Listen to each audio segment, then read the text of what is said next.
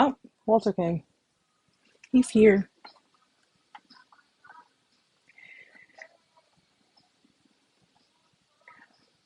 Papolo. How are you, sweetheart?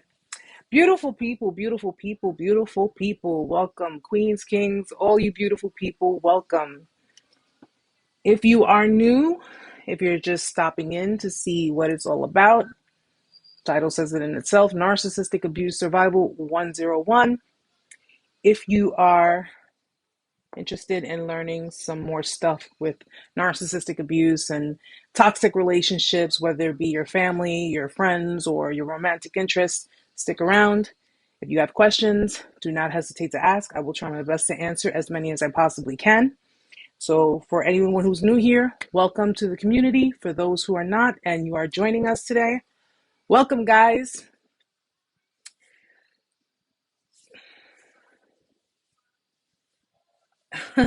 Am I a real boy? You want to find out? Because I can guarantee you this much.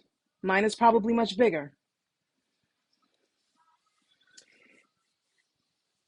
With that being said, I guess I might as well give the disclaimer, huh?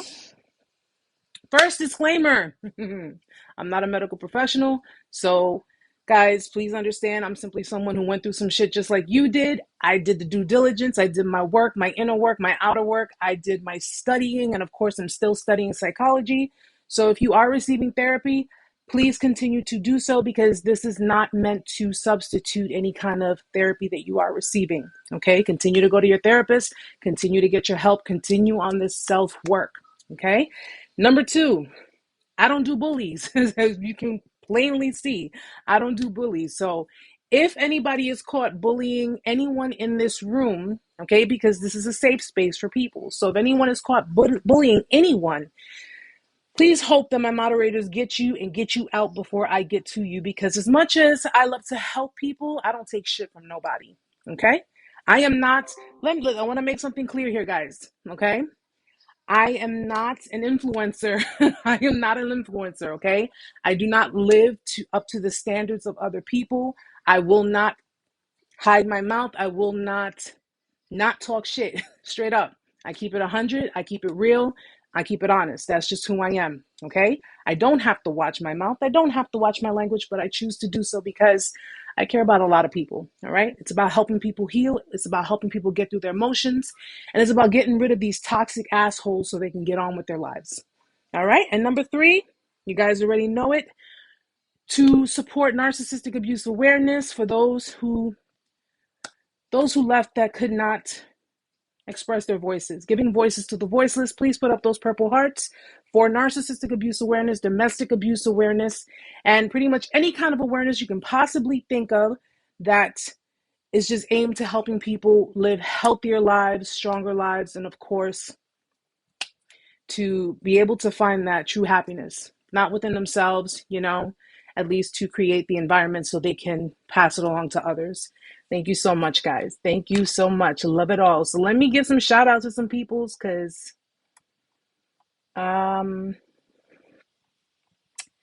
let's see. Amy, thank you so much, sweetheart. Thank you for that. So we have, who do we have? As Simone. That's interesting. What are we talking about today, guys? What would you guys like to talk about today? I had a few things, but I do want to try to answer questions as well because I know I just keep talking and talking.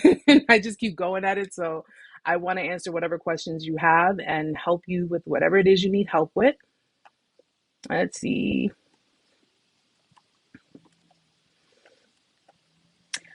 How do the American people deal with the narcissism of our politicians, regardless of ideology? Everybody, listen, this whole country was founded on narcissistic nature, okay? Needless to say, you have people who are pretty much, they're stuck in their own, they're stuck in their own beliefs. Everybody has their own beliefs, okay? Even though, this is a democratic, well, diplomacy. What am I? Diplomatic. This is a diplomatic country. We all have a right to believe what we want to believe. We all have a right to, but at the end of the day, how we view it, we don't always agree with our government. Clearly, we don't always agree with them. We don't agree with, I'm not really into politics like that, because I've come to learn that either way, I have to deal with it, regardless of what I think or what I believe. But at the end of the day, when it boils down to politicians, Trump was in office for 4 years. So that's like, you know, I think that pretty much says it in its all. Survived a very abusive spouse. I was with him for 21 years and now free for 4 years. Have flashbacks. You're going to have those. You're going to have triggers. You know, the longer you've been with someone, okay, and again, everyone's healing is different. The longer you have been with someone, chances are your healing process is going to be a lot longer, because if you've, shared children with them, you've been with them for a long, extremely long period of time. Listen, you could be 6 months with someone who's a narcissist, and the healing can still take time for you to, get it out of your system. And just so you know, getting it out of your system is not impossible, okay? But you have people who've been in marriages and relationships, especially in families. They've been tied to narcissists for so many years. So congratulations, first of all, on breaking free from that. Okay, congratulations, because I know it's hard. It's not very easy. It definitely is a long road, but it's a road worth traveling. It really, really is. You're healing over time. It goes from something so gloomy and hurtful and painful into something so beautiful. It just becomes something so beautiful, and you actually become someone that you never even imagined you could become. You never even imagined you would get to that point. So I always say, find the blessing. Find the blessing in it all, okay? If you made it out alive, if you've managed to, you know, sustain healthy dynamics after dealing with a narcissist, and you've managed to, really truly learn to love yourself. Because let's face it, guys, being in a relationship with a narcissist, yeah, the behaviors are just erratic, they're crazy, they're toxic. And yes, we can admit to it. We put up with it. We put up with it. We stayed with them long enough, and we dealt with them long enough to admit to that. Yes, we put up with the abusive behaviors. But it still does not have to, the fact that we did all of this and we get to be here now at this point where you break free from them and you actually manage to get on with yourself, that goes to show that it didn't destroy you. It just recreated you. It recreated you. That's all it did. And for anyone who's going through a discard right now as we speak, listen, I'm going to tell you something that I wish someone would have told me at the time it was happening. It's not the end of the world. Believe that. Believe that. Okay? Anything that a narcissist does from a discard, okay, whether it was you to them or them to you, anything they do is a tactic. It's going to be a tactic, whether it's to get a reaction out of you, whether it's to get you to, jump out of character, to show instability, whatever. It's all a tactic, okay? And that includes trying to hoover you back in, trying to take you back in. Amber, thank you for that, sweetheart. For anyone who sends me gifts, thank you so much. If I don't get a chance to thank you personally, thank you. Let's see. Oh, Katina, thank you. Yeah, this one was very, very painful. The one on my neck, oh my gosh. Lisa, my brother just seems to have no heart. And you know what? And I'm sorry. I am, because I know that having relatives, like when it's your own brother, your own sister, your own mother, when they seem so apathetic, they don't seem to like have any kind of conscience whatsoever. It's like, damn, I can't believe I came from this family. I can't believe that am I'm was I switched at the hospital? Like, that's what you think to yourself. Was I switched? Because how can I be so opposite of these people? How can I be opposite of people who are, selfish and uncaring and unkind? And unfortunately, we live in a world where people were raised this way. Their brains are ingrained with these types of behaviors. And, just so you guys remember, though there are no excuses for their behaviors, narcissists are people who were raised on survival. Okay? It's basically fend for yourself.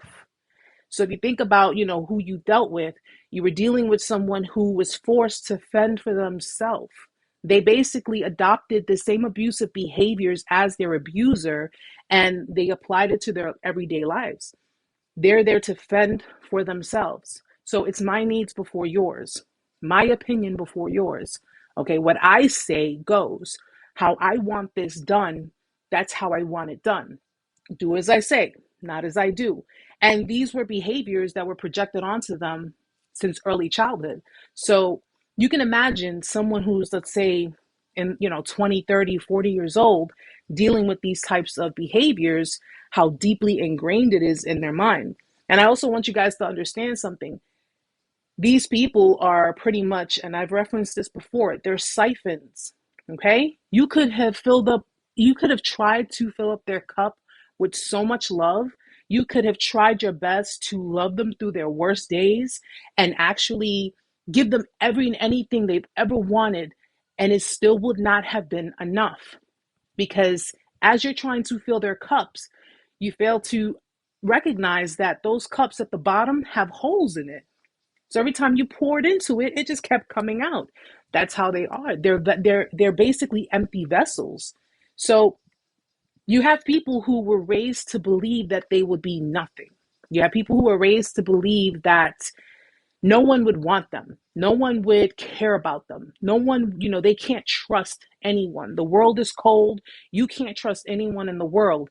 These people walked around with this type of thinking. So when you got into the relationship with them, it was pretty much, okay, I know that I cannot get my way with you if I show you who I am right now in the beginning. I know I can't get my way with you. So what am I going to do? I'm going to pretend to be something that you want. I'm going to pretend to be something that I think you want. Okay? That's where that whole love bombing stage comes in. So if you started dealing with them in the beginning, we're just going to kind of go over the different little phases. When you started dealing with them in the beginning, it was great, right? It was like the honeymoon. It's called the honeymoon stage. It's great. You guys are having a great time. You guys are in each other's elements, and you just, you're meshing so well. Okay. They're telling you all types of stories about their past. They're basically appearing to be vulnerable with you. That's all a mask. That's all a mask. Then it goes from the love bombing into now things are starting to shift. Okay. Because now you became comfortable. They became comfortable with your compliments. You're putting them on a pedestal, and filling them up while they simultaneously filled you up. But the problem with that is that they were just mirroring you. They were mirroring your actions. So like when you would do something nice, then they would do something nice. When you would say something nice, then they would say something nice. It was pretty much mirroring what you were doing. Now, when things start to shift, everything's changing. The attitude starts to change. Now they're getting a little too comfortable talking in a condescending tone, or they're getting a little too comfortable being disrespectful, whether it be during an argument or if they're like joking around. So like you guys are out in public and they're cracking all these jokes, or they're acting, like pretty stupid in public. And you're looking at them like, what are you doing? And what is their response? I'm just joking around with you. You're taking things too seriously. Lighten up a little bit. All those undercutting remarks, that's pretty much their way of stinging you, while everybody around you thinks, oh, they're just, having fun. That's probably just how they joke around with each other. And we all know that's not the case. Okay, then it goes into extremely petty arguments. Now you guys are arguing over the stupidest, smallest things. And it's like, what is the problem? Or they start arguments with you. They constantly start arguments with you because they want you to not only react, but every narc has their own reason. Majority of the time, it's because they may want to go out there and do something, or they're trying to kind of break away for a second to go and entertain something else, or just do whatever it is that they want to do. They start petty arguments with you also to kind of disarm you. Okay, they want to disarm you. So they want to see how far they can go by starting arguments with you to see how much you're going to conform to their desires. So it's like to say, if they come home and you have the house a certain way, they may start an argument with you because they want you to switch things around in the house. This is just an example. They want you to switch things around in the house, and they may have, they're very indirect. Here's the thing. They may not be fully direct with you. They can do things indirectly. They'll give you indications of things that they don't like. Oh, I just don't understand why that cup has to be on that side. It's usually on this side. Again, another example. But it's kind of like letting you know indirectly, move the cup from that side to that side, please. So it's indirectly communicating with you, and you're taking a direct command. That's crazy, right? That's crazy. But that's usually how they do it also with their triangulation. So when they're triangulating you and they're including other parties, they're indirectly communicating with you through those other parties. Their actions are indirectly communicating with you. A lot of you experience, you can experience triangulation during your relationship. Okay, so if you notice, they would say or do things to kind of like instill jealousy, right? Or try to make you insecure, like they undermine your insecurity and try to instill that jealousy within you. Or they say, oh, I'm going to a party, with my friend Joe, and there's going to be a lot of girls over there, so let's hope they don't try to get my number. It could be anything, but it's to try to instill some form of jealousy in you, so you will respond, so you'll react to whatever it is they're doing. And they know what they're doing. That's the crazy thing. They know what they're doing. So when you actually do respond, they'll flip it around on you. Why are you acting that way? Why are you acting so jealous? Why are you acting so insecure? I didn't do anything. I didn't say anything, knowing exactly what it is that they're doing.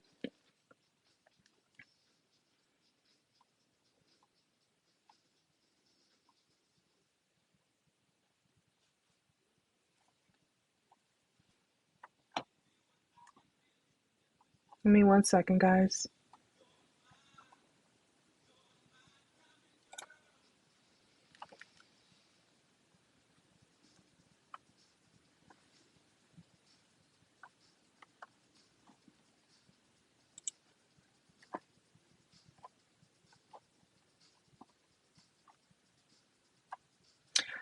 Alice says karma will get them. Karma does get them. Karma does get them, guys. It does get them. And a lot of people tend to think that's not the case because they're living lavish lifestyles, or they're out there doing whatever they want to do, or, they're giving the impression that they're doing better. They're better off without you. They're better off without, the victims that they have abused. The reality of it is that for a narcissistic person, everyone loves a show, so they give one.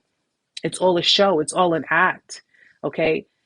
I do not for 1 second believe that, because, if let's just look at it this way. If you have someone who's an empty vessel who cannot possibly be filled in any way, shape, or form, why sit there and wonder that the next person is going to miraculously fill that empty vessel, miraculously fill that siphon? Now, unless they know something that we don't, it's impossible. It's impossible. If you have a cup that has holes in it, how is it possible to fill the cup? And at the end of the day, if that person, let's just say for argument's sake, that person put their hand underneath the cup and held it, it's only a matter of time before they either get tired, which is you get tired of the enabling, or they get tired of the abuse, or the narcissist no longer, my cup filleth over. Okay, fine. They found a way to fill their cup up. But then when their cup filleth over, what happens? They get bored. There's no more excitement. This is not exciting for me anymore. Now I want to try something else. So most people wonder why these people always end up in relationship after relationship. Well, it's not after relationship. It's basically in the interim. So while they're in one relationship, They're starting with someone else, but they're not letting go of this relationship until they've locked this one in. So once they've confirmed they locked this one in, they just pretty much discard the other person. And it's like that in each of their dynamics. It's not love. It's not, oh, this person just fell in love with that person and, everything I did couldn't satisfy them, but that next person did. That's what they had you believe. That's what they had you believe. Hold on one second.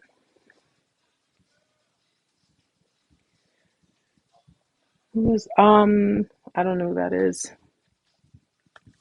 That's exactly what they want you to believe. They want you to believe that you weren't good enough for them, and that's why they left you for someone else. So that's why they cheated on you with someone else. That's an easy way to deflect their accountability. This had nothing to do with you. Believe it or not, it had nothing to do with you. Them discarding you had absolutely nothing to do with you. It was about them. So if they go and say, okay, I met someone new, I'm with someone else, they make me happy, they love me, I love them, and all that bullshit, because that's exactly what it is. What that basically translates to is, I found someone else to give me supply the way I want it, the way I see fit, or the way it, I see would excite me better. That's it. And just as fast as they got with that person will be just as fast as they discard that person and either try to go back to you or try to go to something else. But it had nothing to do with you. And a lot of victims take that, if they dealt with someone like this, they take it as, I'm not lovable. I don't know what I did wrong. This person was not satisfied with me. And you know what? They found someone else who can satisfy them in a way I can't. Let me tell you something. Don't do that. Don't do that. I did that for quite some time, and that's when I realized it had nothing to do with me. Okay? When someone makes a choice, it's their free will. That's what they chose to do. That had nothing to do with you. They left because they wanted to, because they thought the grass is greener on the other side. Let them go. Let them go. All right. And if I know a lot of you probably dealt with new supply that probably sat there and, jumped on the narcissist, on the flying monkey wagon and actually came back and tried to, try to insult you, try to play you just like the narcissist did, just like that narcissistic person did, try to play you. Oh, yeah, you're just mad because they want to be with me. They don't want to be with you anymore. You're a bitter ex. You're this, you're that. Let them. Okay, let them deal with it, because they're going to see exactly what you went through. I often, listen, I'm one who loves to help people. I definitely love to help people, but I love to help people who want to be helped. I'm not going to sit here and try to help someone who's going to try to run my name in the dirt or try to play me like that person did. And all in the end, what they're going to end up doing is playing themselves, because that person going to play them too. You can't, someone who does not know self-love, someone who does not know self-respect cannot understand what an intimate connection between two people is. They just can't understand that. They're never going to. So at the end of the day, we have one or two options. We can, fret over it. We can be upset about it.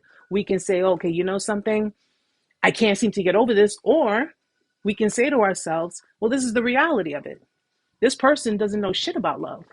And they're going to continuously go through cycle after cycle after cycle with the next person and the next person and the next person.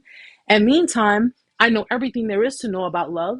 And I'm too busy sitting over here crying over an asshole, or, my preferred word for females, a twat. And they're out there doing all this nonsense, probably catching stuff. Nah. Lava la mano, okay? Wash your hands with it, because I'm going to tell you right now, that person comes right back into your life, it's going to be the same thing, only worse. Only worse. They may try to come back to you and say, I love you. They may try to come back to you and say, I'm a changed person. I had an epiphany. I realized what I had. I didn't realize what I had until I lost it. They'll give you any type of song and dance, okay? Or if you're dealing with the type of narcissist who's very entitled, listen, I know I screwed up. I want the opportunity to try to show you that things could be different this time. And you may say no a few times, and sometimes they may come back. They may continuously go back. Okay, they may continuously try. Often they don't like rejection. But if you're dealing with someone who's under desperate measures, they may continuously try until you cave in. I want you to understand something about this. And again, this is for anybody who's new to it. Oh, thank you, Latoria. Thank you, sweetheart. Anyone who's new to this, understand that if you make it hard for a narcissist to come back into your life, but you eventually cave and you let them back in, they will make your life a living hell. Vengeance is on the brain. Okay? I need you to think about that. They seek revenge for anyone who makes them do anything that they don't want to do. Okay? Vengeance will be on the brain. Revenge will basically be, and it may not happen right then and there. It may not happen right then and there. They can be very meticulous. And by that, they can wait. They can sleep on it for a while. They'll hibernate for a while. They may give you the whole, love bombing, and everything may even seem different. It may seem different, and it may show you, oh yeah, maybe this person did change. A couple of months goes by, maybe they did change. They're so much more attentive. They're more loving. All of that is an attempt to bring your guard down. It's just to bring your guard down. Because once you get to the point that you are trusting them again, you get to the point that you're like, okay, I think I can trust this person again. It could be a year. It could be 2 years. Hey, they ain't got nothing but time. Trust and believe. When you let your guard down, after you made them go through all of that, they will hurt you beyond recognition. Okay? They will hurt you. And by hurt you, it can be in any way, shape, or form. Okay? They don't care about your feelings. They never did. They don't care about, and you think about it. When I hear people say, like, when a discard happens, Erica, why can't I just get closure? Why can't I just get closure? They know that's what you want. That's why they're not giving it to you. They know that's what you want, and that's why they're not giving it to you. They're not giving you closure because they know that you crave that. You want to have some form of closure to be able to move on. That's usually what people do. Because without closure, without clarity, it's like the door is just left wide open, but no one's really walking through it, right? So if you're sitting there with no closure, you're pretty much sitting there like, okay, any minute now. Days turns to weeks, turns to months, turns to years. And you still get no type of closure because you think that someday they're going to just walk right back in and tell you, and give you the world's biggest apology and tell you, I'm wrong. I realize the errors of my ways. I'm sorry, my love. I'm going to tell you straight up. That's not going to happen. I learned about closure and how you don't get it, that you need to create the closure yourself. First and foremost, that disrespect, that was closure enough. Okay? The disrespect, that's closure. The nasty, hurtful words that they said to you, the way they smeared you, because I know a lot of you probably got smeared, that's closure enough. The fact that they cheated on you, that's closure enough. Some people, unfortunately, are too codependent to let that go. They're too codependent. They're in so much fear that rather than letting it go and moving on, they stay in that situation. Or they will re-entertain it if it comes back around. No. Okay? They don't give you closure for the simple fact that because in their eyes, it's never over with them. They have every single right to come back when they want to, how they want to, where they want to. And you can't say or do anything about it. And any of you who have gone through this motion with, the same type, let's say you guys break up to make up to break up to make up. Thank you for that, sweetheart. Break up to make up to break up. This isn't the first rodeo. So what ends up happening when you finally decide, okay, I'm not doing this anymore. We're done. That's it. We're done. What changed now? This is what we do. This is our thing. You love me. That's how toxic it is. You love me. And what do they try to do? They might try to seduce you back in. Okay. They might try to seduce you with sex. They might try to seduce you with, other forms, maybe material things, maybe they'll try to bribe you back in, or they'll try to give you gifts, or try to, try anything to get back into your good graces. Or they may say, well, listen, this is not the first time. I mean, listen, yeah, okay, I screwed up the first, excuse me, the second, the third time. This is the fourth time. I promise this time will be the last time. It's not going to happen again. Or because they've managed to continuously get back in by sneaking their way back in and promising you things and constantly love bombing you and constantly confusing you, that this time shouldn't be any different from the last time. And the fact of it is different. Only it's a lot worse. It's a lot worse, And you got to also think about the things you went through while you were with them. I know a lot of you experience the blatant disrespect, where they were talking about you to other people in front of you as if you weren't there. How many of you have been through that? Like, you're sitting there and you're like, y'all are talking about me and I'm sitting right here in the same room as you, talking as if you're not even sitting in the same room. Yeah, Letty. And it's crazy because they do things to undermine your confidence, to show authority. I have authority in my relationship. I could talk about this person like they're a piece of shit, and look, they don't say anything about it. Or they will talk about you in a way where they are revealing things about you, personal things about you, embarrassing things about you, but they're masking it with levels of concern. I'm saying these things, but that's because I'm concerned about this person. They don't care about the fact that your personal matters are being exposed to other people, because it's all putting the spotlight on them. Prime example. Let's say you got a narcissist mother, or a girlfriend, or a boyfriend, guys. It could be anyone. And let's say they call your job, right? They call your job and they say, because they already plant seeds. They like to plant seeds in other people's head about you, all right? Because they know the torment they're putting you through. So they like to plant seed in other people's heads. They call your job and they tell your boss, listen, I'm concerned about my girlfriend. I'm concerned about my boyfriend. I'm concerned about my son, my daughter, because, they've been dealing with some really bad issues, and I think they may have mental health issues. And I'm just, as a concerned partner, as a concerned parent, I just wanted to let you know, because they're already planting seeds in other people's heads about your emotional, your psychological instability, because they are the creators of that instability. And because you have been reactive towards their abuse, now they have to get into everybody else's head to show them you are unstable. So when they do another bullshit tactic and you react, they get to show everyone. See what I said? What did I say? I said, I told you.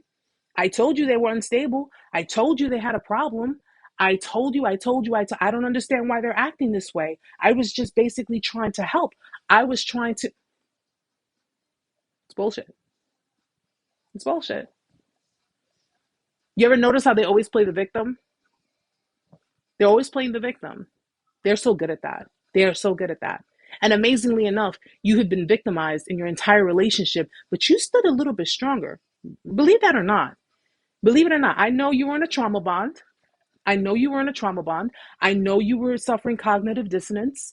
I know that you were suffering a lot of different issues within your relationship. But believe it or not, though you were the victim and you were being victimized, do you realize how much you withheld, like how much you took? How much you took, and you still were standing. You were still standing after all of that, okay? 5, 10, 15, 20 years. After all of that, yeah, you were broken at first, but you were still standing after all of that.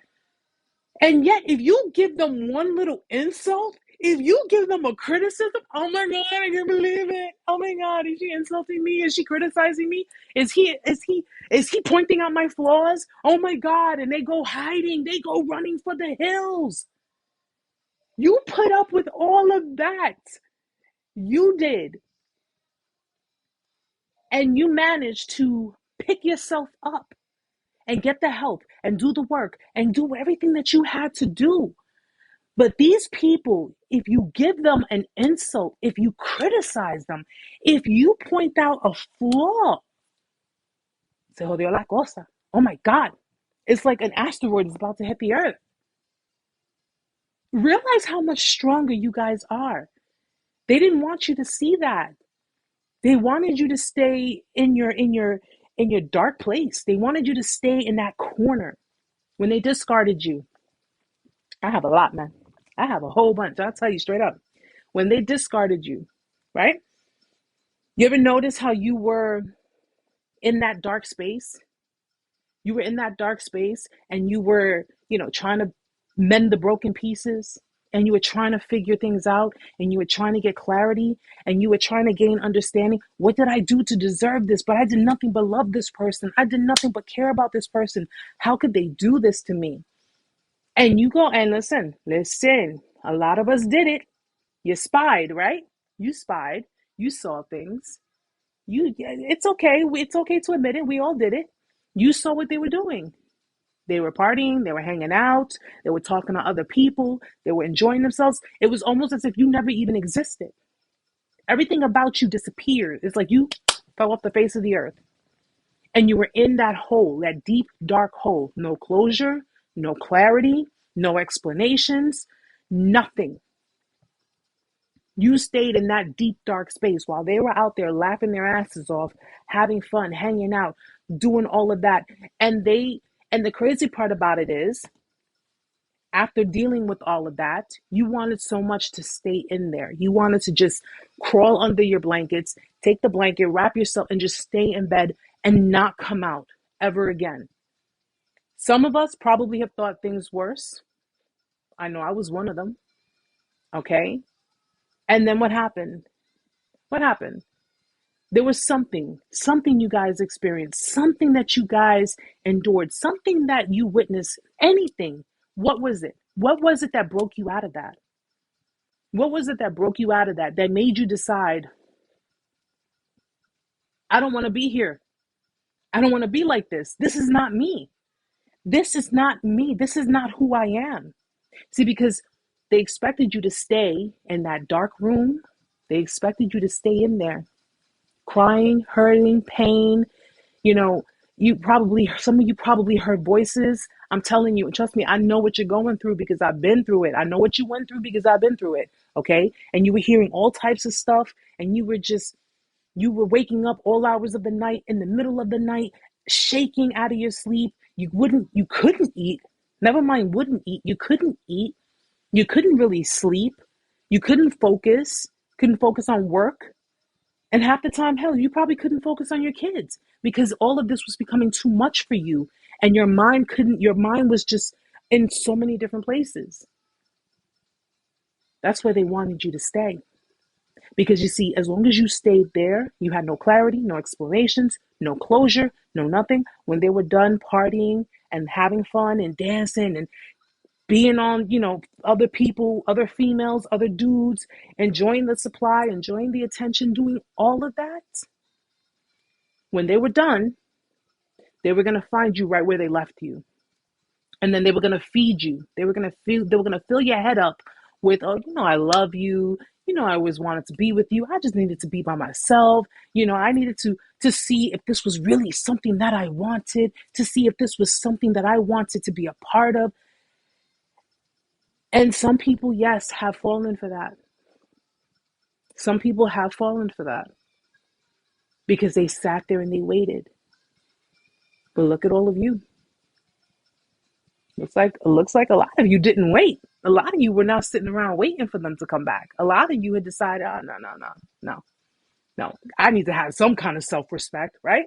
I need to have some kind of self-respect. I need to find myself, my purpose. I need to, something. If this is who you are, this is what you're about. And it took time, though. It took time, guys. It didn't happen overnight. It did not happen overnight. I know that for a fact. But over time, over time. And yes, some of you slipped, I'm sure. Some of you fell, I'm sure, when they tried to contact you, when they tried to, maybe see you, maybe, let's go for some coffee or let's go to our favorite spot we used to always go to and let's just sit down and talk about things. And it happens. But when the point where you finally decided, I'm done with this. I am done with this. This is not for me. I have too much respect for myself. As painful as it was, because I know that pain, right? When you cracked a smile, you were dying inside, but you cracked a smile and you said, I'll be all right. I'll be all right. I've been there. I smiled. I smiled in their face. I was dying inside, but I smiled in their face because I knew that as long as I stayed the course, I knew I was going to get to where I needed to be. It was just a matter of time. And I know a lot of us are impatient. We're impatient. We're people. Okay. We're human. We're impatient. We want to heal like right now. We want to get over it. We want to get rid of it. But when you actually are just at that point where now your logic is coming in, you're thinking logically, you're not thinking with your heart anymore. It hurt like hell, but you did it. You did it. And look at where you guys are. And as much as we would love to take all these people and put them on a secluded island and let them all just kill each other on their own, we can't do that. So the best thing we can do for ourselves is to self-educate, help others, self-awareness, create awareness. How many of you knew about narcissism before any of it happened? I didn't know about it. I didn't know about any of it. I didn't know what it was. I didn't know what a narcissist was. If somebody would have been like, oh, Erica, you're a narcissist, what the heck is that? I don't even know what that is. And then what happens? Because a lot of you probably had to go to therapy. A lot of you had to go to therapy. And having to go to therapy meant, oh shit, this is some serious shit. Like this is the kind of breakup that's not like any other regular breakup. Okay? I am feeling some kind of way where I feel like I'm going insane. This is not the same as any other breakup I've endured before. I not only learned about my codependency, but I learned about narcissism. Amazing how you have to go through something to really understand it. And this is why I tell people on the outside who've never been in narcissistically abusive relationships, please don't have an opinion on something you know nothing about. Because that kind of pain is not the kind of pain that I would wish on anyone. On anyone. Yes, Marie. Yep. And they will make you feel like you're crazy. Yep. Give me on. Shoot. Yep. See that?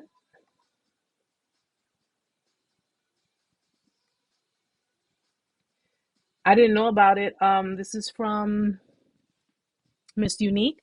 I didn't know about it, and I dealt with the person for 4 years. Just ended it for good on my end. Congratulations, sweetheart. Keep going. Keep going.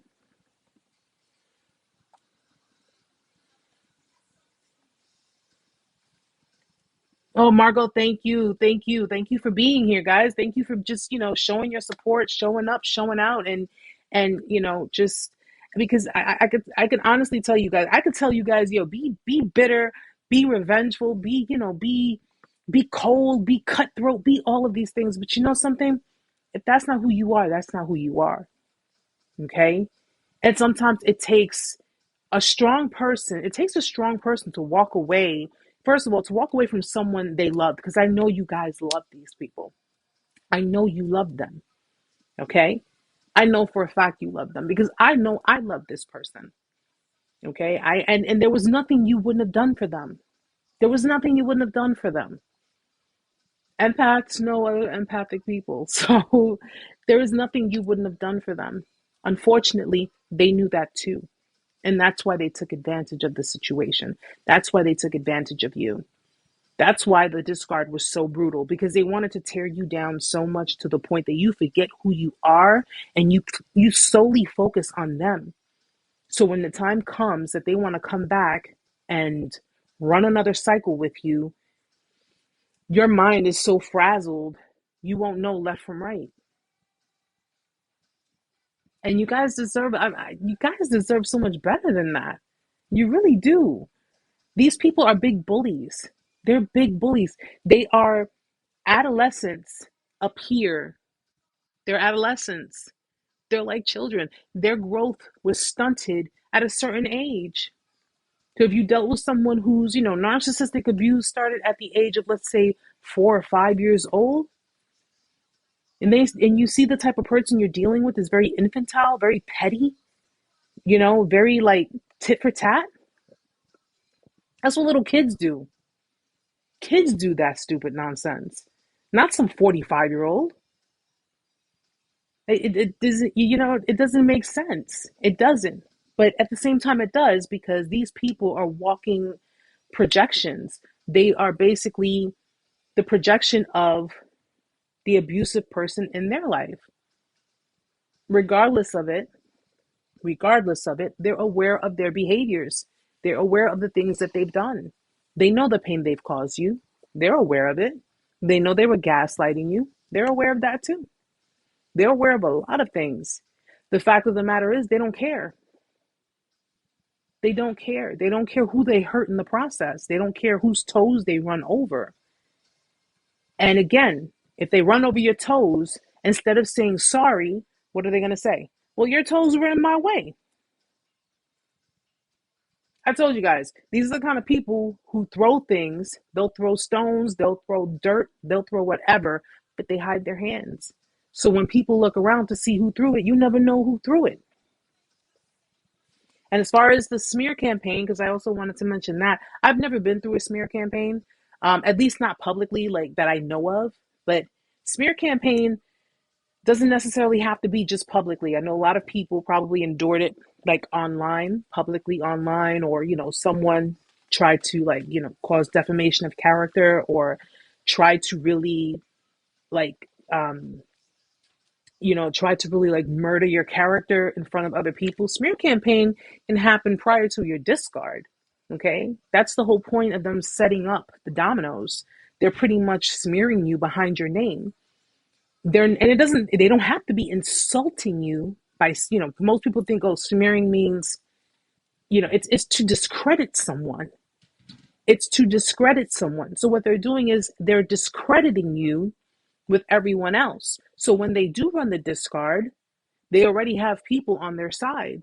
They already have people who have heard their side of the story, which is why if you've gone through the discard, especially people that they know, like their friends, their family, or what have you, and if you ever try to, let's say, gain some clarity out of the people who know them, or gain some, some kind of insight from the people who associate with them, they won't associate with you because they've already had it implemented in their mind. You were the toxic one. You're the abusive one. You're the liar. You're the cheater.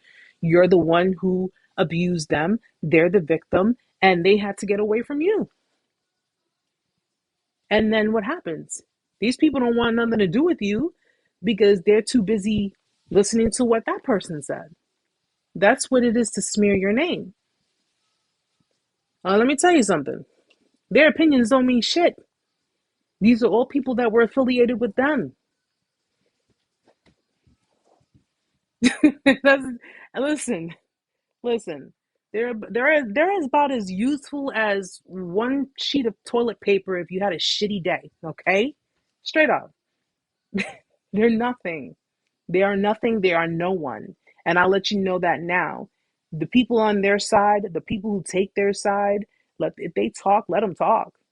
Let them talk. That's gossiping. That's all that is. And if anything, they're making you relevant. They're making you relevant. All that matters are the people who have had your back and the people who know you better.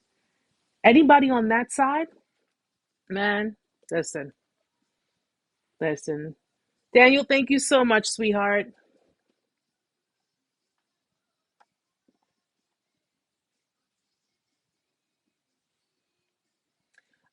Shoot, I am setting myself up with social supporters for when I leave him. Am I the narc?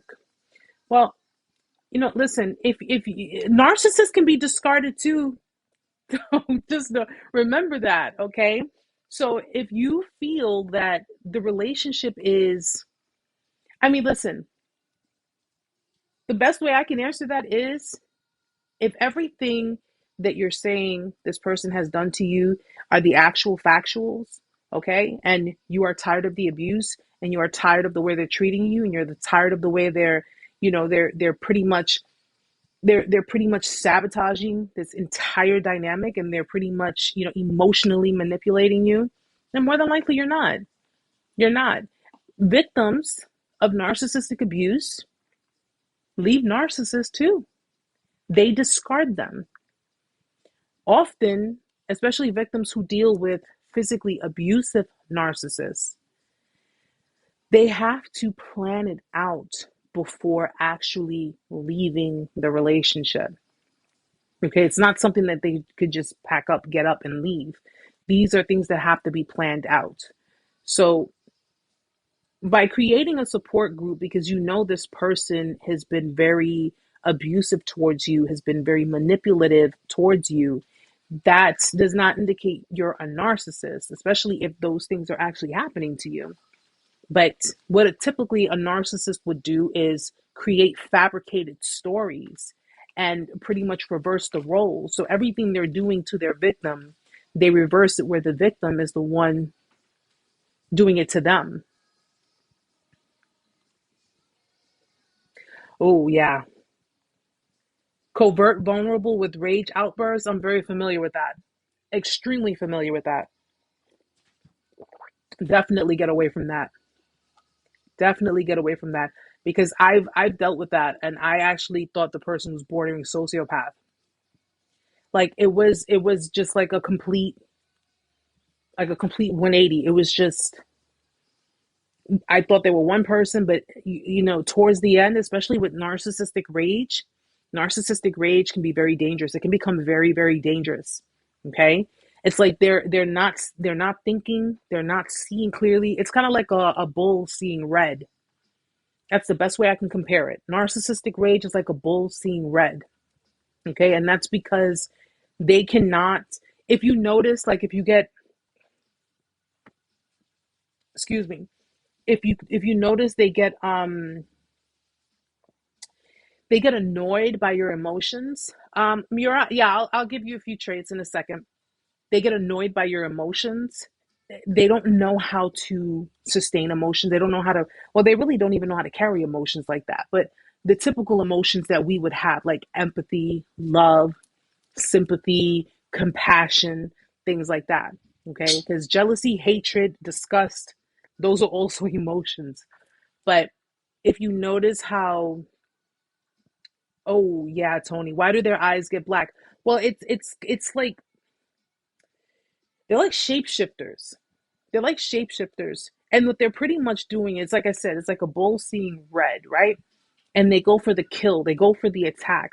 It's because they're becoming very uncomfortable, okay? Which means that they're being put in a position that they don't like. And they could become very reactive. It's a defense mechanism that they have, okay? And I think possibly it could be an evil spirit, yes.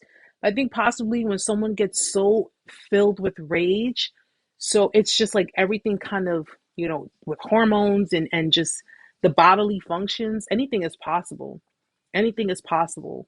Like I've actually one time, it's crazy. I think because I spent all night staying awake, like I didn't get any sleep. When I looked in the mirror, I literally saw my pupil, like my eye pupil, just widen, like really widen. Like, have you ever seen in movies how like when people die in movies and when they're like pretty much dead, the pupils just kind of really wide. That indicates that loss of life. But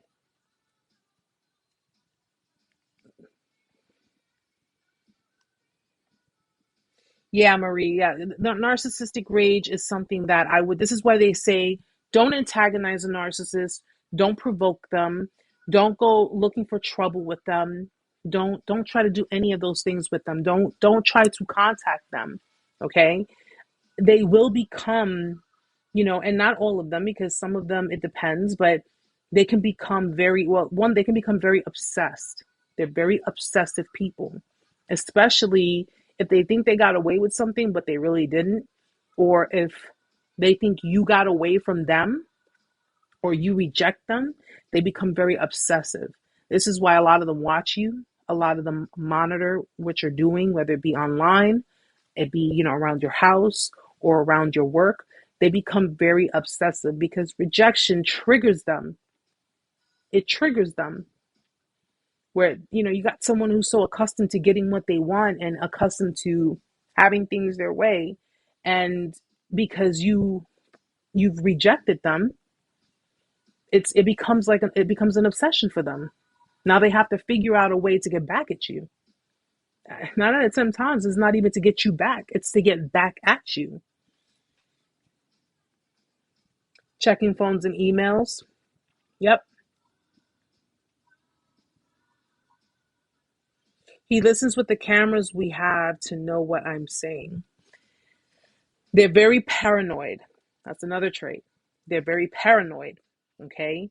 They fear the worst because pretty much it's they can, without, in a blink of an eye, without even giving it a second thought, they can cheat on you, they can lie to you, they can, talk down to you, they can do anything.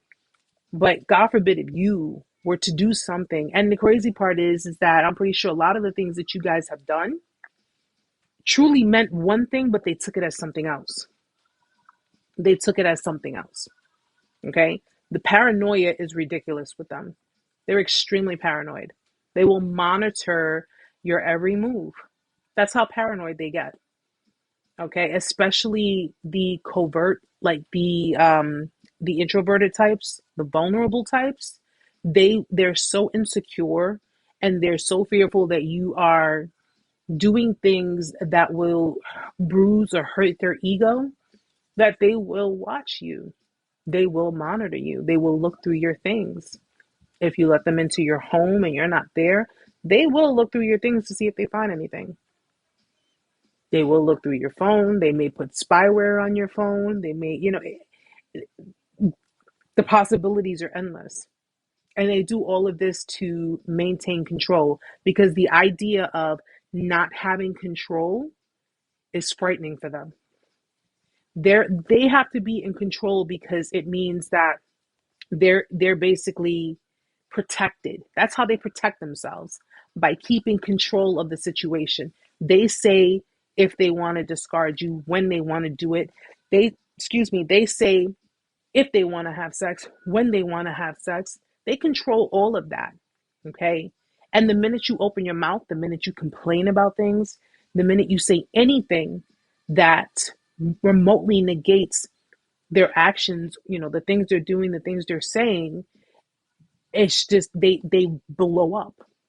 They blow up because how dare you?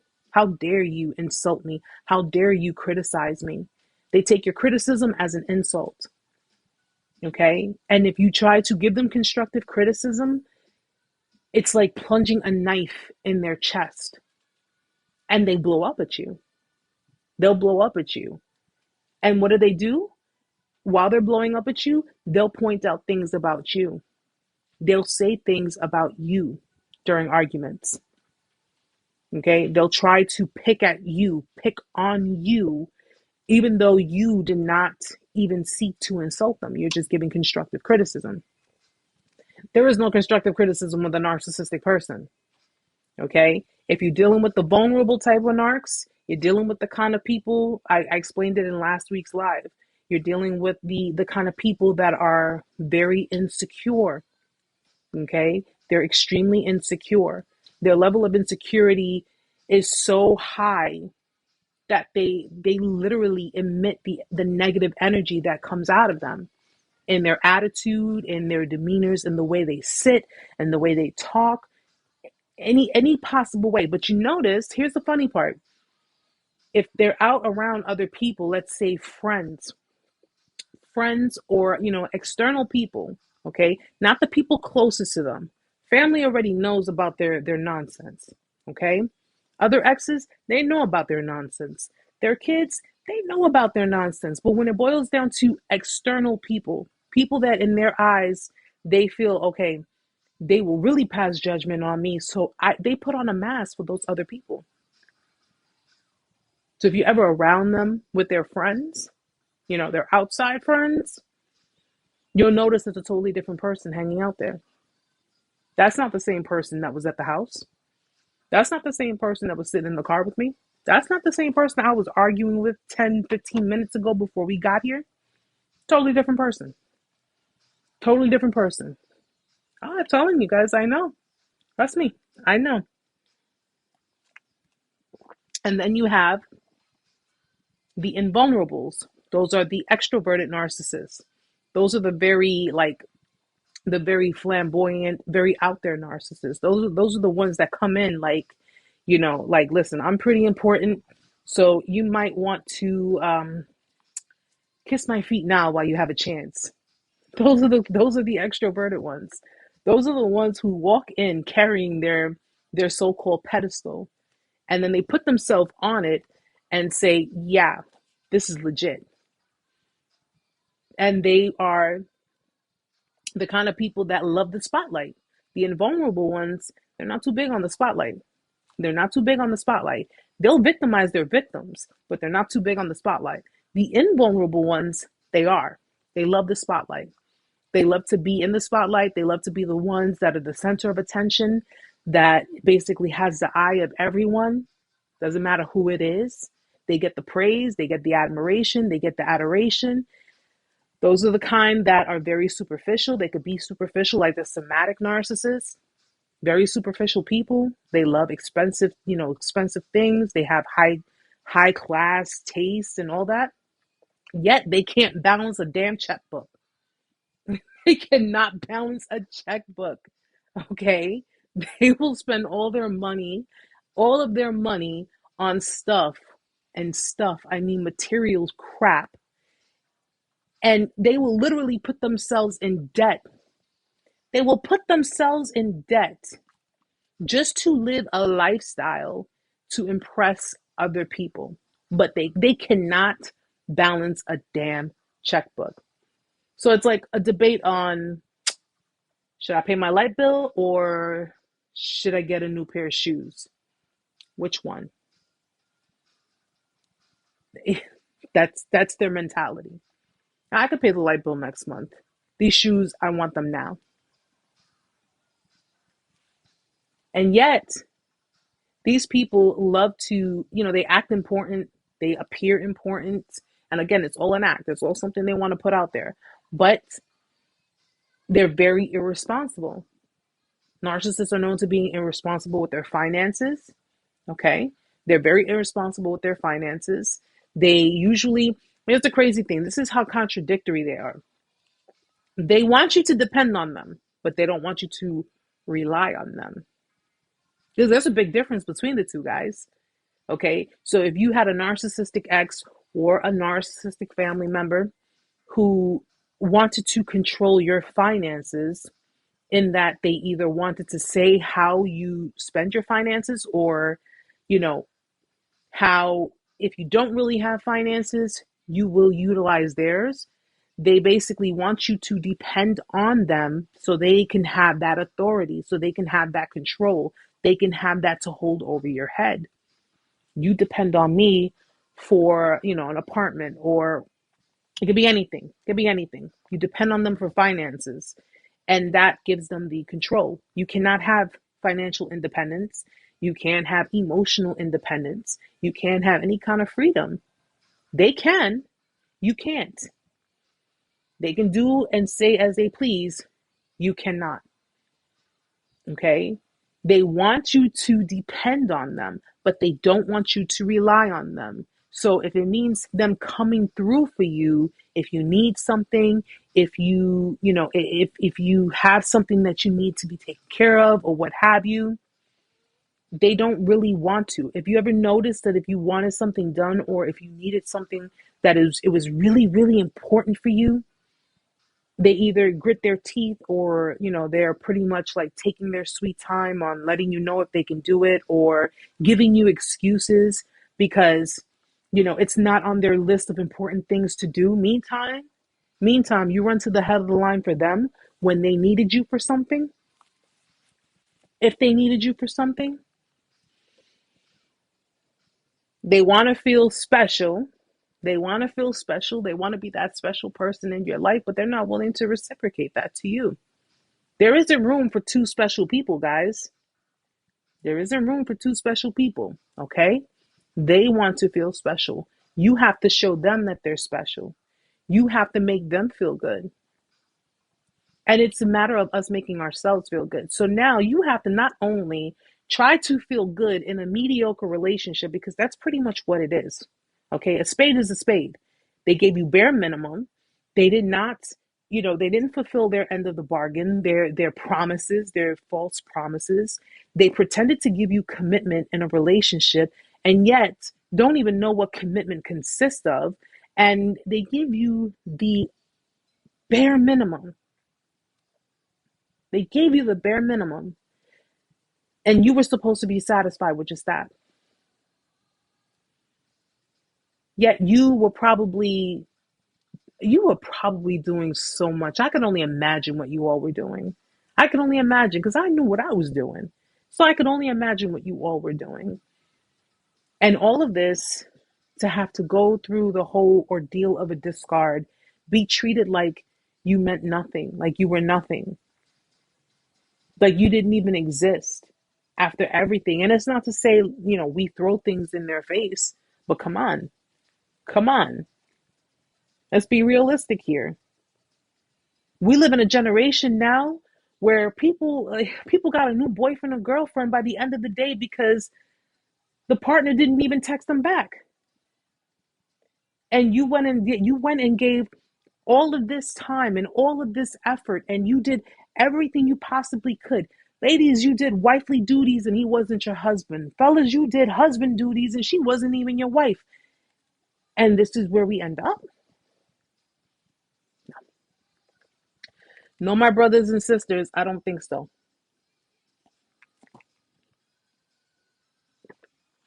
Lisa Marie, according to my ex, I was never worth it. That's translation. They were never worthy of you. And they knew that. They knew that. They weren't worthy of you. So what do? They project it onto you. We understand what projection is, right, guys? Is when we think about ourselves a certain way and we automatically basically think that someone else thinks about us the same way. Okay? So if that person's sitting here saying, oh, well, you were never worth it, that's translation for, I know I ain't shit. I know I'm not shit. I know I'm not giving you shit. I know I'm not giving you what you're worth, but I don't want to take accountability for that. I don't want to admit that. So what am I going to do? I'm going to tear you down, make you feel like you aren't worth it. Mándalo pa'l carajo.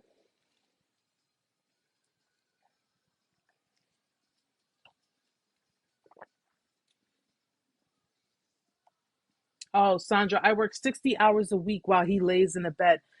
Man, I'd have probably set that bed on fire. That's just me. That's just me, Sandra. That's just me. Okay, Jessica, you heard? I'm not. No, listen.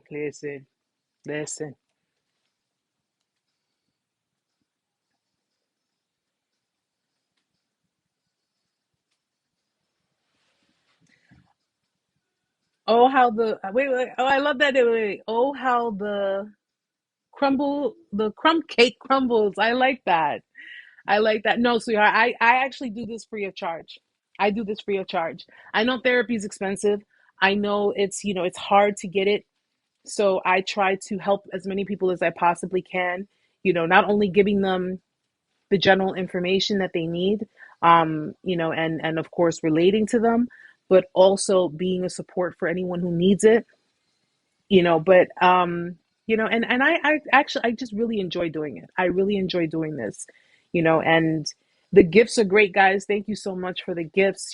Anyone who donates to my channels, thank you so much for your donations. And oh, Stella, by the way, got the candies. Love them. I'm about to eat another one today. But everything that, just your support is enough for me, guys.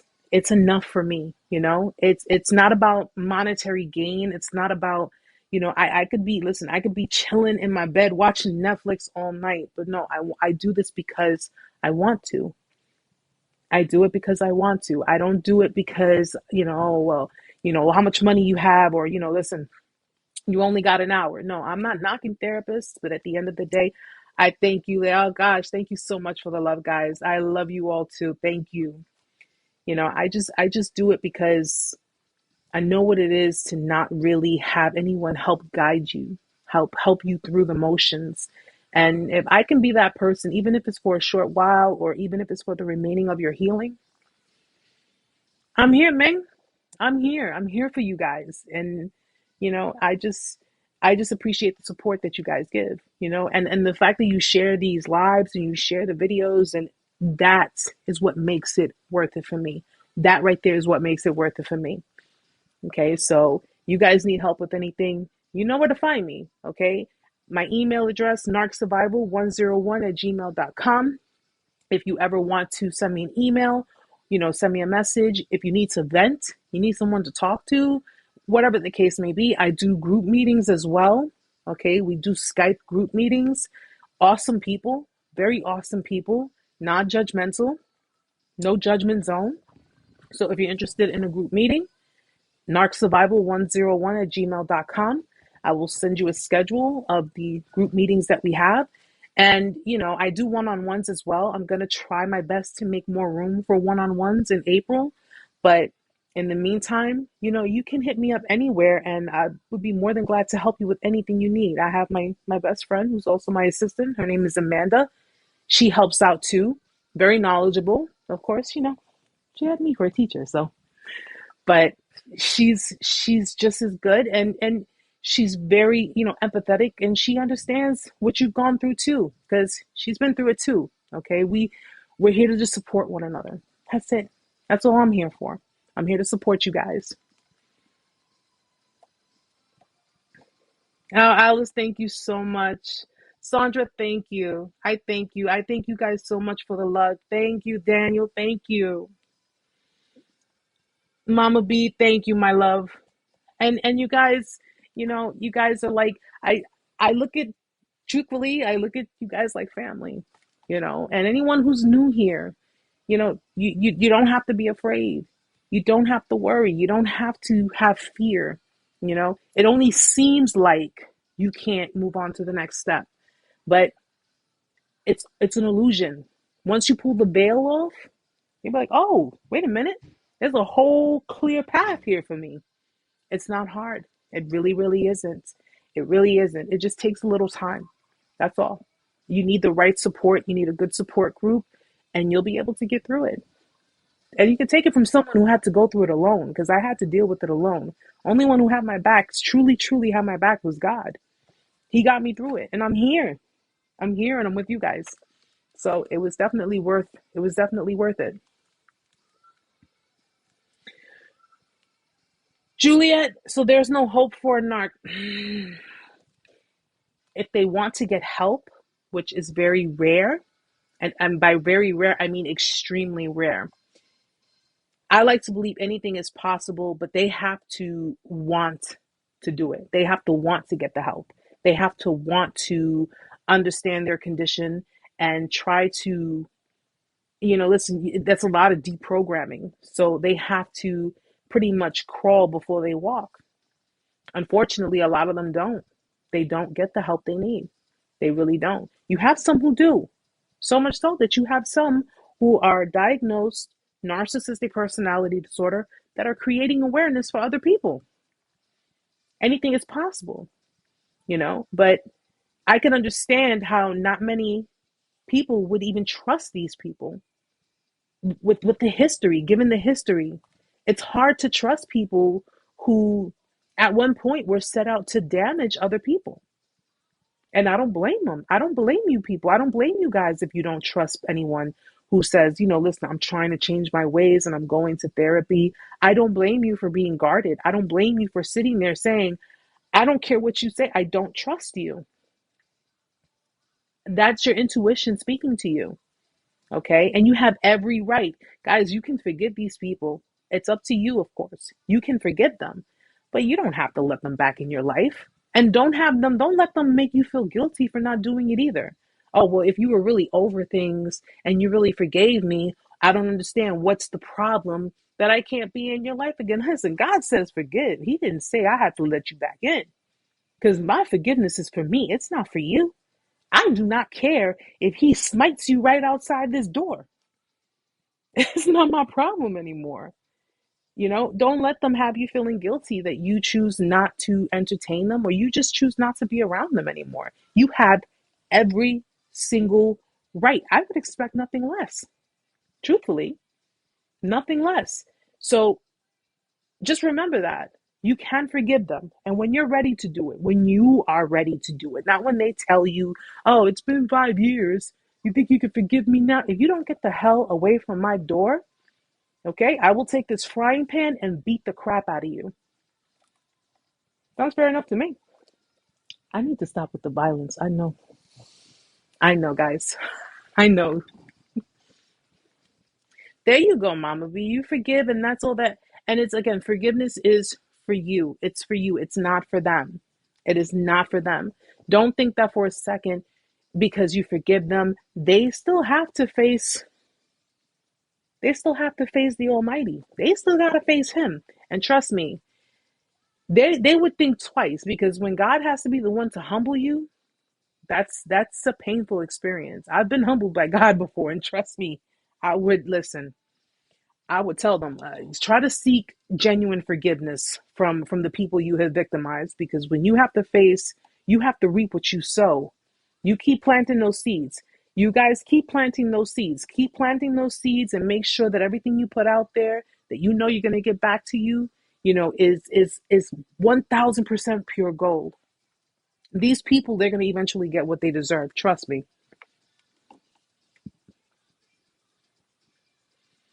hmm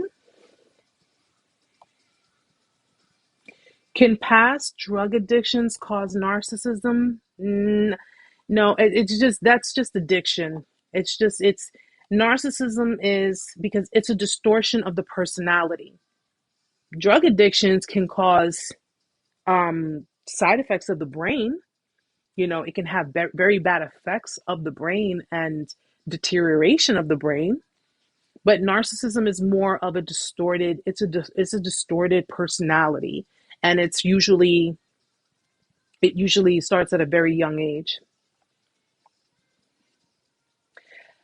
Head injuries, I do believe, because listen, we have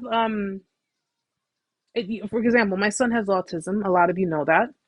And it has a lot to do with his neurological, because with the cognitive skills and children with autism, it has a lot to do with the nervous system in the brain. Head injuries can cause damage to the brain. It can cause, but see, here's the thing, because people who are apathetic are not necessarily narcissists, right? So let's say you have someone in your family who suffers like an anger disorder, because that's a possibility. They have like severe anger, because there's an imbalance in the brain. Anything is possible. Anything is possible when it boils down to head injuries. Okay, getting the frontal lobes. Where is the memory? Which side of the brain? Is it the I think left it's the side? left side. I think it's the left side. Don't quote me on it, but I think it's the left side. Whereas, like, if someone gets a head injury and they get amnesia because it affected the nervous system that affects their memory. Anything is possible. Anything is possible this is why I say people, don't focus so much on the labels as far as a narcissist is concerned. Focus more on their behaviors. Focus on the behaviors. Okay, especially the patterns that they're constantly going in. But narcissism is pretty much a distortion of the personality. Mental health issues in the family, in the bloodline, can heighten these issues, severely heighten the NPD issues. You know, anything is possible. This is why, like with sociopaths, A lot of them, it's an inherited trait. If you notice, a lot of male sociopaths, for example, it's an inherited trait that is usually passed through by their fathers. Okay, where there's basically, I mean, I heard a psychotherapist or a psychiatrist where he was explaining that, a sociopath, if their father was sociopathic and, prior to generations down, it's a trait that's passed on through where they suffer feelings of, and this is all neurological, they suffer feelings, and this suffrage is not even something you can enjoy, of, like no fear, no regard, no compassion, nothing. You understand? So narcissism, it is considered to be a mental disorder, a mental health disorder. But you got to look at the foundation of that disorder. You have to look at the foundation of that disorder. Because if my mother was a narcissist, and let's just say, I have my brother, and let's just say he is a narcissist. I'm not saying he is, I'm just making an example. He's a narcissist, but I'm a codependent. So how is it that he is one and I'm not? You understand? I think it's just something that, when it boils down to it, NPD, it's a distortion of the mind. It's a corrupt mind. That's really what it is. It's a corrupt mind, which has been pretty much predetermined by the person who was corrupting it.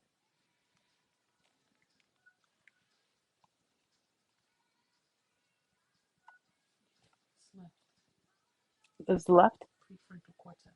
Okay. Prefrontal cortex.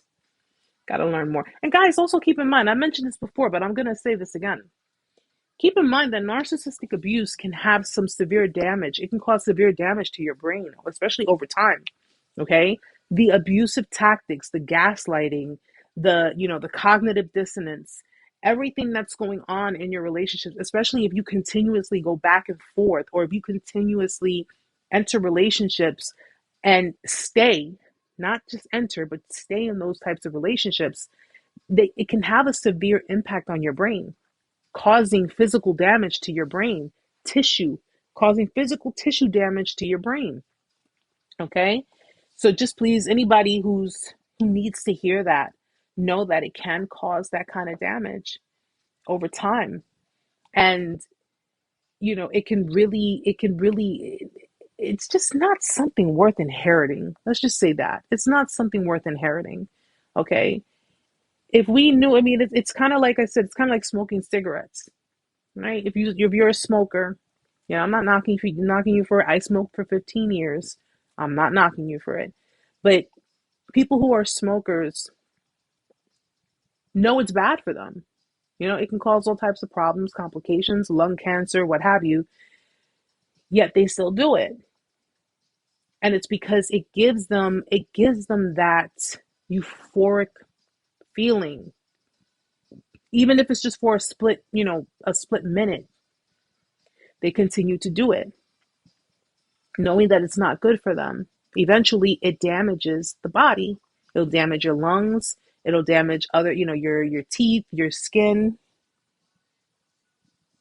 Hippocampus.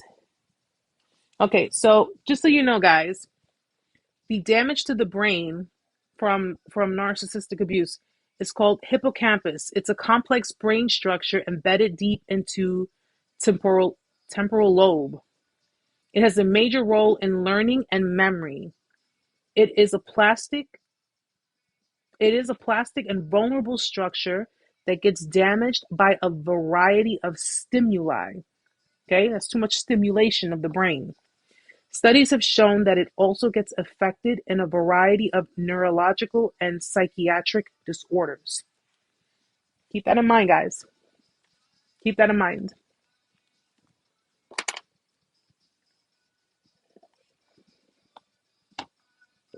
Oh, Roxanne, I'm so sorry to hear that, sweetheart. I'm so sorry to hear that. I know that the extreme stress can definitely, because my hair was falling out when I was going through it. It was really thinning.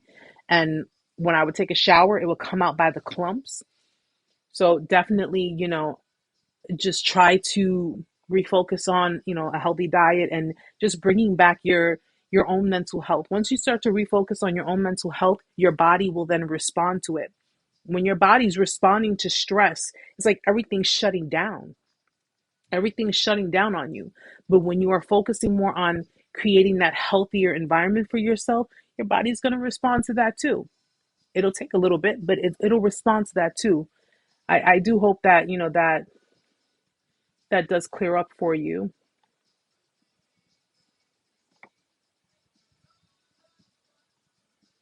Give me 1 second. I want to make sure.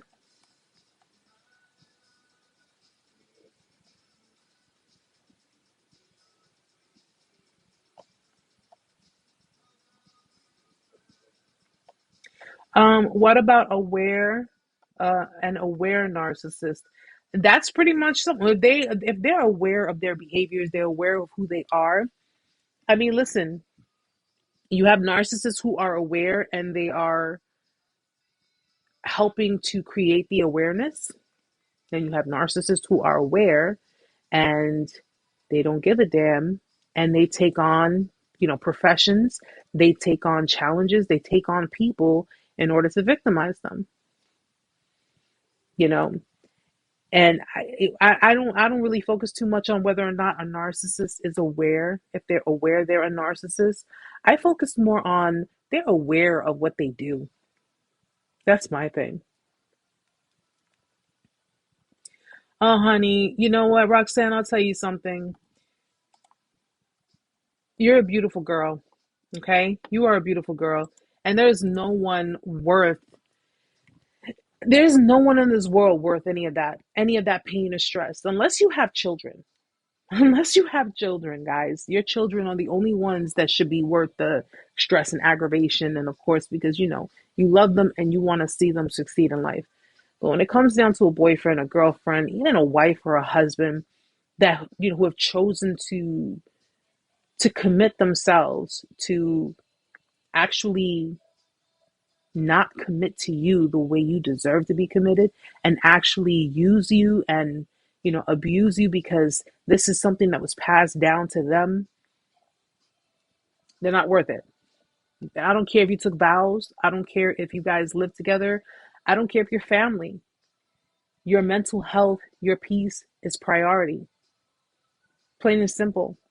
I don't let anyone stress me. I do not let anyone stress me. I have a child. My 15-year-old, my 15-year-old is my priority. And I can't be who I need to be for my son if I'm allowing everybody else out there in the world to stress me out and put me through all of this nonsense because they want to sit there and blame the world for their problems and blame the world for them being who they are rather than taking accountability. Listen, listen, I'm good.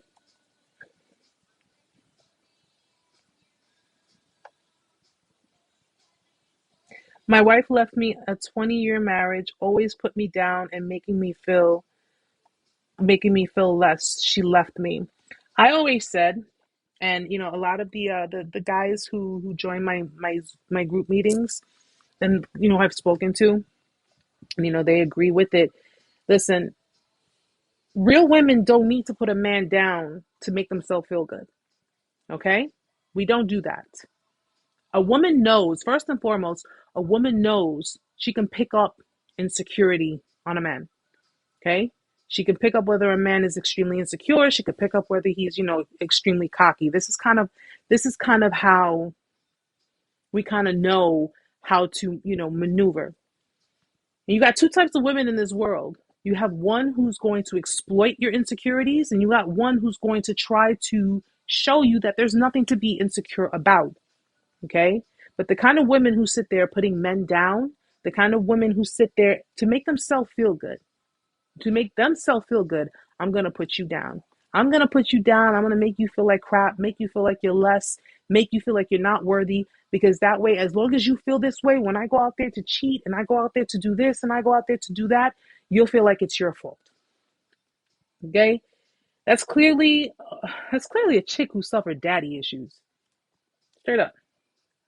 Okay? Either she resents her father She resents her mother. She resents one of them, or maybe both of them.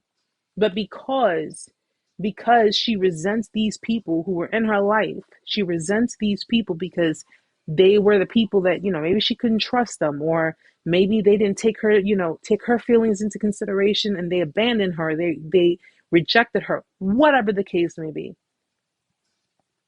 She puts you down to make herself feel good.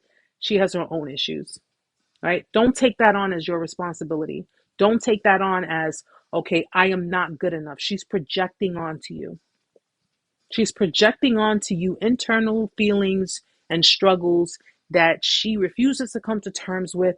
And, listen, when you have a woman who resents her father, because he either abandoned her, he rejected her, or whatever the case may be, every man who comes after him is going to feel the wrath until she heals that trauma, that wound. Every man that comes after him is going to feel the wrath. Mm-hmm. Absolutely. Absolutely. Dwayne says, big facts. Toxic energy is a cycle. Yes, it is. Yes, it is. Just like a codependent person tries to find the love that they were trying to get from their parents and other relationships, toxic people pretty much adopt abusive behaviors because they resent those same people in their past. At the end of the day, you see a red flag, run for the hills. Just run. Just run.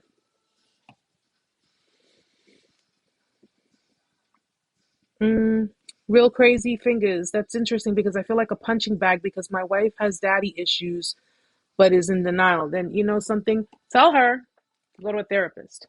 Okay? Go to a therapist. A lot of females who emasculate men, okay, usually are because they resent the male in their life. And listen, the male in their life could have been the father who was passive aggressive and the mother who was a real C word. I was about to say it. Okay? Where she has taught her that men ain't shit.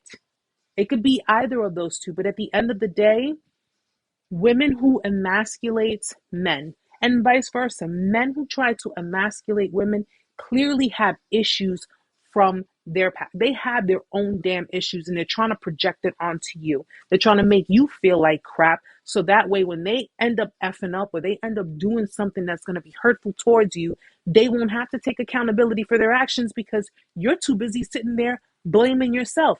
Oh, she cheated on me because I wasn't being man enough. She cheated on me because I wasn't showing her enough love and attention and affection.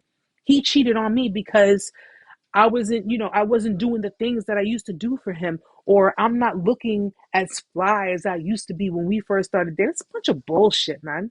It's bullshit. It's projection. It's just simply, I don't want to take responsibility. I don't want to put on my big girl panties. I don't want to put on my big boy boxers and be a man and be a woman and say to you that I effed up and say to you that you're better than me and say to you that I don't deserve you. I don't deserve you. I can't have you knowing that. So rather, I will put you down to make you feel this small. So that way, when I go out there and do stupid shit, you feel so small. You feel so insecure. You feel like you can't do better than me. You'll put up with my shit.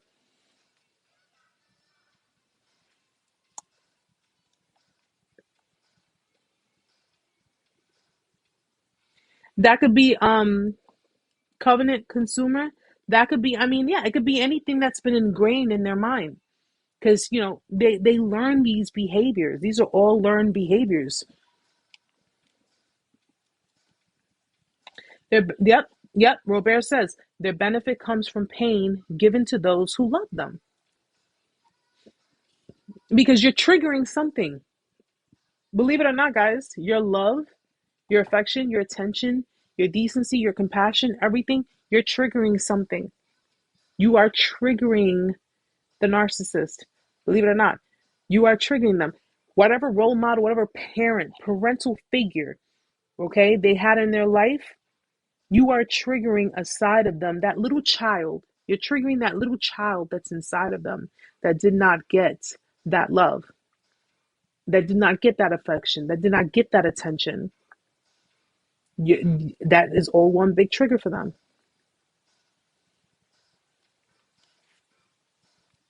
Something they are not used to getting. And then what happens?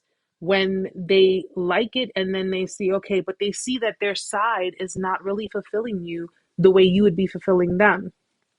Okay. They know they're giving you bare minimum. So instead of, stepping up their game, instead of actually stepping up to the plate and, becoming more involved and doing everything to help maintain the healthy dynamics, they try to just basically sit there and say, okay, well, I don't feel like doing more than necessary because you're putting in 90%, I'm putting in 10%. You seemed okay with my 10%, and now you're kind of asking me for 11, 12, 13%. And I really am incapable of giving you that. So what am I going to do? I'm going to create self-sabotaging behaviors. But instead of taking accountability for these behaviors, I'm going to put it on you. I'm going to make you feel like you're the reason why I'm acting this way. You're the reason why I'm being cruel to you because you are demanding too much from me. You are asking me for more than what I'm willing to give you. You guys are worth more than that. I'll tell you right now. I'll tell you right now, you're worth way more than that. All right, guys? And if nobody has told you, I'm telling you, you're worth way more than that.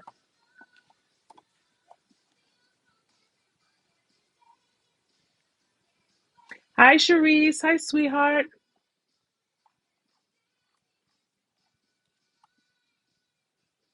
Yeah, yeah. And that's why I tell you guys, don't let what other people tell you. Listen, let's put it this way. What other people think of you is none of your business. Simple as that. What other people think of you is none of your business. What other people say about you, none of your business. Okay? You still making your bread. You still, got a roof over your head. You're doing what you have to do for yourself. You're creating, you're generating income. You're doing everything you ever possibly could do. You're creating boundaries. You're holding in your safe space. You're creating your peace. Everything that everybody else thinks about you outside of that, none of your business. None of your business. Exactly. I thank you, Jesus, for being here. Guys, thank you so much. I appreciate you all for being here. And just know this is a weekly thing, okay? So I will be here next week, Tuesday. I believe it'll be next week, Tuesday. I'll make sure I make a note of it. I think it's next week, Tuesday. Because I know I cross back between Wednesday, Tuesday, and Wednesday. But hold on one second. Let me just double check. Yes, Tuesday, the 29th. I will be here next week and we will talk about some more stuff. We'll talk about some more things. Hopefully more people, new people come in, anyone who's going through the motions. This Saturday. Hmm? The session this Saturday. Okay. And I have a group session on Saturday at 6 p.m. All right. So if you're interested in joining the group session, please shoot me a message, narcsurvival101@gmail.com. But I'm so, so happy that you guys came out. I'm so happy for anyone who's new, who joined the survivor community. You joined by, following the channel, following, just staying involved. Thank you so, so much for the support. I really, truly appreciate it. And just understand, guys, these sessions, everything that I'm doing is free of charge. I'm not charging anything for anything, okay? If you need information, if you need help, shoot me an email, shoot me a message. I'm more than glad to help you. Also, let them know that these lives will be going on your YouTube channel. Oh, also, well, yeah, because I do have a YouTube channel, guys, and the live will be going on my YouTube channel. So whatever's recorded here, I'll be putting it on the YouTube channel, just in case if you want to go back to it. Maybe you didn't catch it from the beginning, and you want to, just catch it from the beginning to the end. I'll be putting it on my YouTube channel, which is on the link is in my bio, so you can click on it and subscribe there. And you guys can, go back to it. And of course, anyone who's new, who's just now joining, please check out my other content. Check out the videos. My extended videos are on my YouTube channel. So, if you need anything a little bit longer, because TikTok only gives you 3 minutes. So I try to fit as much as I can. But yeah, if you guys need anything, I'm here. All right. So please do not hesitate to reach out to me. Do not hesitate to, if you have issues or if you just need help with something, you need someone to talk to, you need to vent, whatever the case may be. I'm here. Okay. I am here. Just because I'm not there with you physically and I never met you doesn't mean that we lose hope in humanity. There are some good people out there, some really good people. Okay. I take pride in being one of them. Thank you very much. Oh, Roxanne, thank you. Thank you so much for being here. Um, Q2 Tisa? I hope I said it right, honey. Thank you so much, sweetheart, for being here. Oh, Narc Survival 101 at gmail.com. Um, my friend Amanda's going to put it up. She's gonna type it up in the so you can write it down. Okay. And also, what else? What else was I gonna say? I knew I was gonna say something, but I forget. I'm getting old, guys. I'm getting old. I'm getting too old. It's past my bedtime. An anonymous human, you're very welcome, sweetheart. You're very welcome. Thank you for being here tonight. Thank you. Hmm? Cedric. So, where? Cedric. Oh, hi, Cedric. How are you, hun?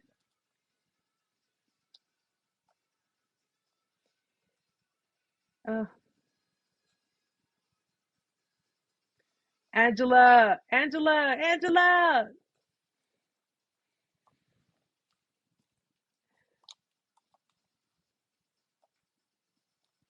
But guys, again, oh, Papa Cisco, you're very welcome. You're very welcome. And I aim, and as much as, and I want you guys to understand something when I say things, listen, I know I speak with attitude and stuff, you know what I'm saying? But that's just part of me. That's who I am. I'm from New York, so if you're familiar with New York, you guys already know how we are. But I say it with love. I do. I say it with love for you guys. Okay. So, if you're going through the motions and you just need someone to talk to, you just need to maybe get some insight on some things, don't hesitate to reach out. Okay. Your information is safe, and of course everything is a safe space. This is all a safe space for you. Okay. So just remember that. I want everybody to feel as comfortable as possible. All right. My lovely people, I thank you so very much for being here tonight, with the exception of a couple of trolls, which you know how I handle them. Thank you so much for being here tonight. I hope to see you back here next Tuesday, but this upcoming Tuesday, but next week on Tuesday. And again, if you're interested in joining the Zoom, not Zoom, Skype. Skype, it's Skype. I'm sorry, guys. The Skype meeting for Saturday is a support group meeting. Then please be sure to join. Um, you can email me. We'll go over some of the particulars and we'll take it from there. All right, guys. So I wish you all a beautiful, beautiful night. Hey, cousin.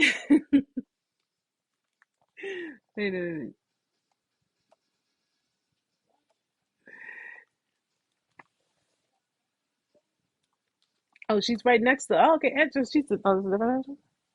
Oh, she's the better. She's from New Jersey. New Jersey's cool with me. Right next door. All right, guys. I'll never get off because then I'll just start I'll get too hyped and I'll start talking to everybody. And as much as I love to talk to each of you guys, I also got to be up early for work tomorrow. But again, thank you so much, guys, for being here tonight. I hope you all have a beautiful night, a great rest of your weekend. And of course, if you want to join me Friday, I'll be live on YouTube Friday, 8 p.m. Eastern Standard Time on my YouTube channel. Okay, you can join me there. And then you got the group support on Saturday. And of course, back here again on Tuesday. All right, my loves, have a beautiful night. Have a great remainder of your week. I'm already getting there. I'm tired. And love, peace, God's protection, God's blessings, everything you've ever wanted. You're like, all that good stuff already. You guys already know that. Much love to you all. Have a great night, guys. Bye.